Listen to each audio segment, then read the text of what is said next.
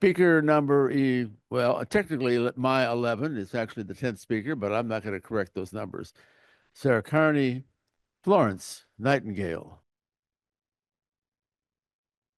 Lo, in that house of misery, a lady with a lamp I see pass through the glimmering gloom and flit from room to room. The lady with the lamp, Florence Nightingale. Florence was born on May 12th, 1820, to a quite prominent family in Florence, Italy. Odd how she got her name. Believe she was named for the place that she was born. A year later, they moved back to London, to England, where she was taught and educated by her father at a time when women were not known for being educated. As she grew older, the family began to groom her for what was going to be her future: marriage and children, because that was what was expected of her. And she rebelled. She felt that it was her calling from God to become a nurse. And this was a time when nursing was not a heralded profession, not the #1 most trusted profession in the world, but seen as a low profession, seen as the work of criminals often. And yet, she felt called to join the forces and go to the Crimean War. Men of the war, the soldiers were dying consistently, constantly. And when Florence showed up at the Crimean War, the first thing she said was, "I think we need to clean this place up." Oh, wait, maybe that's my interpretation. But she saw the location, she saw the sanitation of the environment. It was filthy. Sewage had backed up. The air was stale. Rooms were dirty.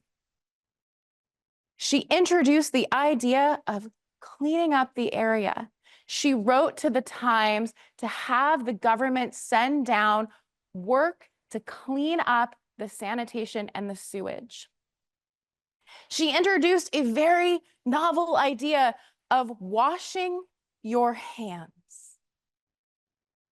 Who here has washed their hands today? Good. If you lived through COVID, that should be something that is on your daily routine. But back when she was in the Crimean War, that was considered a novelty, a new idea. Men died, soldiers died 10 times more from disease like typhoid, typhus, dysentery, cholera, than they did from the wounds of battle. She cleaned up the space. She focused on ventilation and moving the air.